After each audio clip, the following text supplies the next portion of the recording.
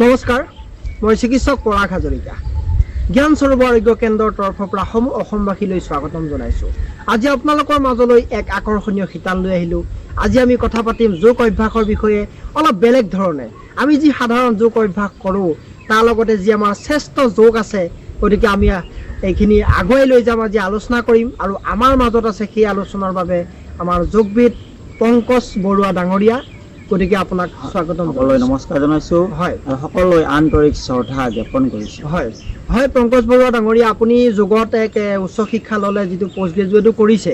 গতিকে আজি আপোনাৰ সৈতে আমি কথা হ'ব বিচাৰিম যে আপুনি যিহেতু নলবাৰীত যোগ শিক্ষা বহুদিনৰ পৰাই প্ৰচাৰ কৰি আছে, এটা ৰাইজক সেৱা আগবঢ়াই আছে, সম্পূৰ্ণ বিশ্বই আজি যোগ আঁকোৱালি লৈছে ভাৰতীয় পৰম্পৰা হিচাপে। খুব সুন্দৰ, ভাল কথা, আমাৰ এটা গৌৰৱৰ কথা। গতিকে আপুনি আজি কি অনুভৱ কৰিছে যে ৰাইজৰ পৰা কেনেকুৱা ধৰণৰ ভাল বা বেয়া প্ৰতিক্ৰিয়া পাইছে? যোগ শিকাই পেলাই আপুনি ভাবেনে যে মই আজি সুখী? আপোনাৰ অনুভৱটো কেনেকুৱা ক'ব আপুনি? নিশ্চয় মই অত্যন্ত সুখী।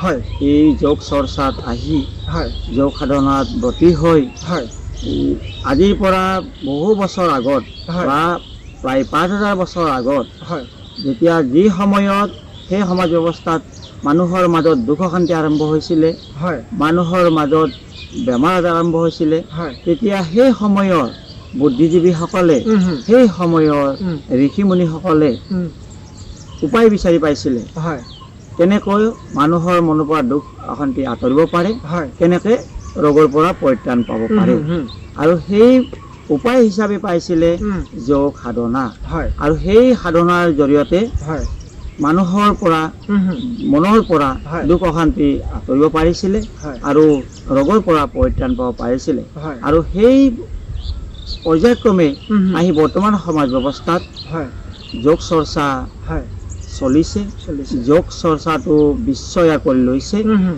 আৰু মই অন্ততঃ সুখী, অত্যন্ত সুখী হৈছোঁ যে মানুহৰ মাজত শাৰীৰিকভাৱে হুম, নৈতিকতা, আধ্যাত্মিকতা, হয়, এই উৎকৰ্ষ সাধনৰ যি যোগ চৰ্চা, হয়, হয়, এইখিনি মই আপুনি লৈছোঁ শিকাই আৰু যথেষ্ট- অন্যকো দিব পাৰিছোঁ, আচ্ছা, আচ্ছা। তেওঁ আগবাঢ়িব পাৰিছে। হয়, হয়, হয়, এইটো খুব আপুনি সুন্দৰভাৱে মানে সুখী আৰু এইটো ক'ব নিশ্চয়। পাৰি। আচ্ছা, ঠিকে আছে, আপুনি এইটো ৰাইজলৈ এটা সেৱা আগবঢ়াইছে, খুব সুন্দৰ, ভাল কথা। আৰু দ্বিতীয়তে আমি জানিব বিচাৰিম, যিহেতু যোগৰ বিভিন্ন প্ৰকাৰ আছে, হয়, গতিকে বহুতে আজি এনেকুৱা ধৰণৰ দেখা পোৱা যায় সমাজত যে বহুতে প্ৰাণায়াম কৰে, আসন কৰে, কিন্তু কিছুমান বেমাৰ থাকে, ধৰক বেমাৰ সাপেক্ষে কৰে, কিন্তু তেওঁলোকে কয় যে আমি যোগ কৰি আছোঁ কিন্তু আমাৰ এইটো বেমাৰটো কণ্ট্ৰল হোৱা নাই বা ভাল পোৱা নাই, এনেকুৱা ধৰণৰ কুৱেশ্যন কৰে। কিন্তু বহুতে ভাল ফলাফলো পাইছে। গতিকে যিসকলে ধৰক অলপ বহুত দিন কৰি থাকিও তেওঁলোকৰ প্ৰেছাৰটো কণ্ট্ৰল নহয় বা ডায়েবেটিছ কণ্ট্ৰল নহয়, গতিকে এই ক্ষেত্ৰত আঁৰৰ ৰহস্য কি? ইয়াৰ আঁৰত কিবা আছে নেকি যে তেওঁলোকে যোগ কৰি থকাৰ পিছতো তেওঁলোকে বিশেষভাৱে মনৰ শান্তি বা শাৰীৰিক শান্তি এটা পোৱা নাই? গতিকে এই ক্ষেত্ৰত আপুনি কি ক'ব? হয়, চাওক, যোগ 4 প্ৰকাৰৰ।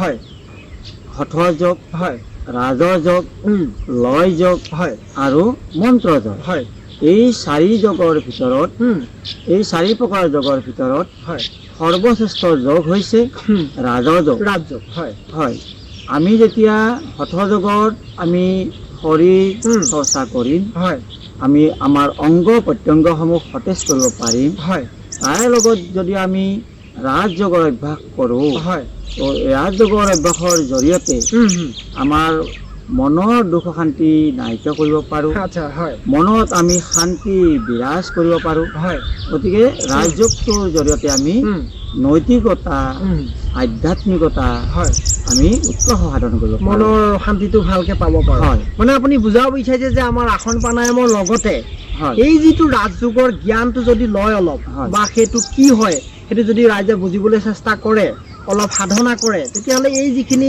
অলপ বাকী থাকে, ধৰক আসন প্ৰাণায়াম কৰিও সেইটো সম্পূৰ্ণ প্ৰাপ্তি লাভ কৰিব পাৰে। নিশ্চয়। নিশ্চয়। আচ্ছা, তো তেতিয়া হয়। আৰু এটা কথা, উম, আমি ৰাজযোগৰ জৰিয়তে উম, আমি আত্মিক দৃষ্টিৰ ভাৱ হয়। জাগৰণ কৰিব পাৰোঁ, উম, হুম, হুম, আমি সকাৰাত্মক চিন্তা হয়। মনলৈ আনিব পাৰোঁ, হয়, আৰু নিজক আমি চিনি পাব পাৰোঁ। চিনি পাব পাৰোঁ। এই যিটো মেইন মানে ৰহস্য, আপুনি এইটো কথা বুজাই দিয়ক ৰাইজক যে ৰাজযোগ বুলি ক'লে সাধাৰণতে আমি কি বুজোঁ, ধৰক, বা আমাৰ কেনেকুৱা ধৰণৰ কৰ্তব্য বা কি আহে কথাখিনি?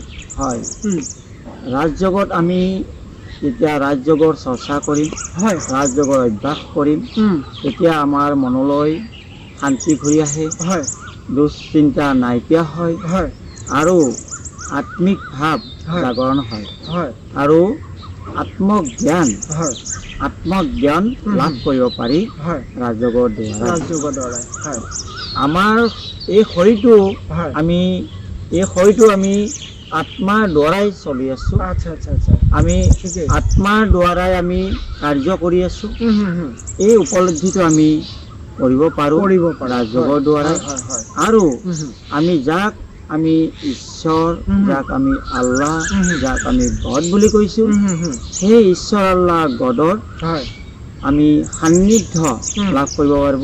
হুম আমি সেইজনক আমি পৰমাত্মা বুলি কৈছোঁ, হয় হয়তো কোনোবাই ঈশ্বৰ বুলি কৈছে, কোনোবাই আল্লাহ বুলি কৈছে, হয় কোনোবাই গড বুলি কৈছে, হুম আৰু সেইজনে হ'ল উম। সুপ্ৰিম চ'ল, উম। গড ফাদাৰ, হয় পৰমাত্মা। হুম আৰু সেই পৰমাত্মাৰ আমি সান্নিধ্য লাভ কৰিব পাৰোঁ হয় ৰাজযোগৰ জৰিয়তে। জৰিয়তে মানে ধৰক এনেকুৱা এটা আহে কথাটো, ধৰক আমাৰ যিটো শৰীৰ, আমাৰ যিটো সূক্ষ্ম শক্তি, সেইটো আমাৰ ধৰক আত্মা বুলি আমি ক'ব পাৰোঁ। হয় যেনেকে ধৰণে আমাৰ শৰীৰৰ পিতা আছে হয়। বা পিতাৰ পিতা আছে, হয় সেই যে আত্মাটোৰ পিতা পৰমাত্মা সেইটো কথাই কৈছে নহয়, যিটো আমি নিশ্চয়। সেই পৰমাত্মা বা নিশ্চয়, ভগৱান বুলি নিশ্চয়। কোৱা হৈছে। আপুনি ঠিকে কৈছে। হয় আমাৰ শৰীৰৰ ভিন্ন ভিন্ন আমাৰ দেউতা আছে, হয় মা আছে, উম, আৰু ঠিক তেনেদৰে যি আমি আমাৰ শৰীৰত চৈতন্য শক্তি বিৰাজমান হৈ আছে, হয় হয় হয় যাক আমি আত্মা বুলি কৈছোঁ, হয় আমি ৰু বুলি কৈছোঁ, হয় আমি চ'ল বুলি কৈছোঁ। হয় সেই আত্মা উম, আমাৰ পিতা, হয় যাক আমি ঈশ্বৰ বুলি কৈছোঁ, হয় যাক আমি আল্লাহ বুলি কৈছোঁ, উম, যাক আমি গড বুলি কৈছোঁ, হয়। সেইজন হ'ল supreme চ'ল, Supreme Soul, god father, father পৰমাত্মা। ঠিকেই ঠিকেই সুন্দৰ এটা আপুনি ব্যাখ্যা দিছে। আৰু দ্বিতীয়তে ধৰক যিটো আমাৰ আত্মা, যে আত্মাৰ কিবা তেনেকুৱা ধৰণৰ ভাগ আছে নেকি আমাৰ শৰীৰটোৰ ওপৰত, যে কেনেকুৱা হয়? ডাইৰেক্ট যদি কওঁ বোলে আত্মা কি বুলি যদি ধৰক আপোনাক সুধিলে বা আপুনি ৰাইজলৈ কি ক'ব? চাওক, আমাৰ মন বুদ্ধি সংস্কাৰ, আচ্ছা আচ্ছা মন বুদ্ধি সংস্কাৰ আমি মনেৰে আমি ভাবোঁ, হয় সেইটো বুদ্ধিৰ আমি নিয়ন্ত্ৰণ কৰোঁ। হয় এই সকলোখিনি এই কাৰ্য হয় আত্মাৰ দ্বাৰা হয়। আত্মা দ্বাৰা হয়। আত্মাৰ তিনিটা গুণ আছে, হয়। সেইটো হ'ল মন, বুদ্ধি, বুদ্ধি, সংস্কাৰ। সংস্কাৰ। আচ্ছা আচ্ছা তো আমি আমাৰ যদি আমি মনক নিয়ন্ত্ৰণ কৰিব লগা হয়, হয় হয় হয় আমি আত্মাৰ দ্বাৰা হয় হয় হয় আমি যদি বুদ্ধি নিয়ন্ত্ৰণ কৰিব লগা হয়, হয় হয় হয় যদি আমি বুদ্ধিটো পজিটিভ সকাৰাত্মক চিন্তা ল'ব লগা হয় হয়, হয় হয় হয় তেতিয়া আমি আত্মাৰ দ্বাৰা আমি ল'ব পাৰোঁ। ল'ব পাৰোঁ। আৰু যেতিয়া আমি ৰাজযোগ অভ্যাস কৰিম, হয়। এই সকলো জ্ঞানখিনি আমি ল'ব পাৰোঁ। গতিকে আপুনি এইটো কথা স্পষ্টকৈ আপোনাৰ কথাৰ পৰা ওলাই গ'ল যে যিটো আমাৰ শৰীৰ অনুশীলন কৰোঁ, আসন প্ৰাণায়ামৰ দ্বাৰা আমাৰ ধুনীয়াকৈ হয় শাৰীৰিক বেমাৰবিলাক, আৰু যিটো আমাৰ মন, আমাৰ যিবিলাক বেমাৰ হৈ থাকে, কিছুমান মনৰ বেমাৰ থাকে আৰু বুদ্ধি কেতিয়াবা ভ্ৰষ্ট হয়, আমি উচিত সময়ত উচিত মানে ডিচিশ্যন বা সিদ্ধান্ত লোৱাত আমি ব্যৰ্থ হওঁ। গতিকে সেই বিভাগটোত আমি উপনীত হ'বৰ কাৰণে, সক্ৰিয় হৈ থাকিবৰ কাৰণে আমি ৰাজযোগৰ সহায় ল'ব লাগে। এইটো এটা প্ৰমাণ হৈ গৈছে যে মন বুদ্ধিৰ মানে যিটো বেলেঞ্চ কৰি সংস্কাৰটো পাম, সেইফালে আমি ৰাজযোগৰ পাঠ ল'লোঁ। গতিকে ইফালে আমি শৰীৰ চৰ্চাও কৰিলোঁ, এই দুইটা দৰকাৰী হৈ গৈছে। নিশ্চয়। গতিকে এতিয়া ৰাজযোগৰ বিষয়ে আপুনি যদি এইটো ক'ব নেকি যে এইটো কেনেকুৱা ধৰণৰ, বা আমাৰ ইয়াত তেনেকুৱা ধৰণৰ শিকিবলৈ যদি কোনোবাই বিচাৰে, শিকাৰ কিবা চেণ্টাৰ তেনেকুৱা আছে নেকি? চাওক, বৰ্তমান সময়ত মিডিয়াৰ জৰিয়তে, হয় টেলিভিশ্যনৰ জৰিয়তে আমি হয় বিভিন্ন ধৰণৰ হঠযোগ, ৰাজযোগৰ আমি পাওঁ, আৰু আমি কিতাপ পত্ৰৰ জৰিয়তেও আমি ৰাজযোগৰ জ্ঞান ল'ব পাৰোঁ। হয় আৰু অসমত বিভিন্ন চেণ্টাৰ, হয় য'ত বিভিন্ন ৰাজযোগৰ কেন্দ্ৰ আছে, হয় তো সেই ৰাজযোগৰ কেন্দ্ৰসমূহত গৈ হয় ৰাজযোগৰ অভ্যাস কৰিব পাৰে, হয় আৰু ৰাজযোগৰ অভ্যাসৰ জৰিয়তে হয় নিজৰ জীৱনটো হয় ধন্য কৰিব পাৰে। ধন্য কৰিব পাৰে, বা আমাৰ সৈতে যোগাযোগ কৰিলেও আমি যোগাযোগটো দিব নিশ্চয়। পাৰিম, বা আপোনাৰ সৈতে যোগাযোগ কৰিব পাৰি এই ধৰণে। আচ্ছা, ঠিকে আছে। এইটো এটা খুব সুন্দৰ আপুনি কথা ক'লে। আৰু ইয়াৰ পিছতে আমি আপোনাৰ পৰা জানিব বিচাৰিম যে যিখিনি হঠযোগ, আসন প্ৰাণায়াম, মুদ্ৰা, বন্ধ ক্ৰিয়া এনেকুৱা ধৰণৰ আছে, এইখিনি এতিয়া বহুতে জানেই, টিভি চেনেলেই হওক বা আলোচনীয়ে হওক, বিভিন্ন মাধ্যমৰ জৰিয়তে শিকি লয়। কিন্তু এনেকুৱা হয় যে বহুতে গুৰু নোহোৱাকৈও নিজে ঘৰতে কৰে বা শিকি পেলাই কৰি থাকে, বা এনেকুৱা কথা আহে নেকি যে তেওঁলোকে প্ৰথমতে এজন যোগ প্ৰশিক্ষকৰ সহায় লৈ কেনে কৰিলে বেছি ভাল, বা তেওঁলোকে গুৰুৰ সান্নিধ্যত যদি অলপ প্ৰথম শিকি লয় বা এইটো প্ৰয়োজন আছে নেকি? হয়, এইটো আচলতে কথা এষাৰ আছে, হয় গুৰু বিদ্যা অবিহনে হয় ভাল ফল পাব নোৱাৰি। আচ্ছা, যিকোনো বিদ্যাতে মানে যোগ এটা গুৰুমুখী বিদ্যা। গুৰুমুখী আচ্ছা, বিদ্যা হয় এইটো পৰম্পৰাগতভাৱে চলি আহিছে। যদি আমি ভাল ফল পাব লগা হয়, হয় আমি কিতাপ পত্ৰৰ লগতে হয় হয় আমি যদি গুৰুৰ আমি কাষ চাপিব পাৰোঁ আৰু যদি যোগ প্ৰশিক্ষক হয়। গুৰু আমাৰ বৰ্তমান সময়ত হয় যোগ প্ৰশিক্ষকসকলে তেওঁলোকে বিভিন্ন ধৰণৰ জ্ঞান লয়, টেকনিকবিলাক দিয়ে তেওঁলোকে। হয় মানে বৰ্তমান সময়ত যোগৰ যি PG ডিপ্ল'মা কৰ্চ, যি যোগৰ কায়াযোগী কৰ্চ, হয় হয় যোগৰ এতিয়া বৰ্তমান ইউনিভাৰ্চিটি আণ্ডাৰত মাষ্টাৰ ডিগ্ৰী হৈছে। হয় হয় তো এইখিনি যেতিয়া যিসকলে লৈ পেলাই লৈ সমাজ পেলাই। ব্যৱস্থাত হয় অৰিহণা দিব বিচাৰিছে, ঠিকেই ঠিকেই তেওঁলোকৰ আলম লৈ পেলাই হয় হয় হয় যোগ চৰ্চাটো কৰিলে হয় সুফল ফল পাব। সুফল পাব। হয়, এইটো এটা অসমবাসী ৰাইজলৈ এইখিনি এটা আমি ক'ব বিচাৰিছোঁ যে যিসকলে অকণমান মনত খোকোজা থাকে যে নিজে কৰি শুদ্ধ ভুলটো গম নাপায়, তেওঁলোকে এজন যোগ প্ৰশিক্ষকৰ সৈতে যোগাযোগ কৰি যদি যোগৰ জ্ঞানখিনি লয় খুব ভাল। সেই যোগ বিদ্যাৰ সাৰ্থকতা লাভ হ'ব আৰু আমাৰ ভুলবিলাক আঁতৰি যাব। এইটো পংকজ বৰুৱাদেৱে আপোনালোকলৈ আগবঢ়াইছে পৰামৰ্শ।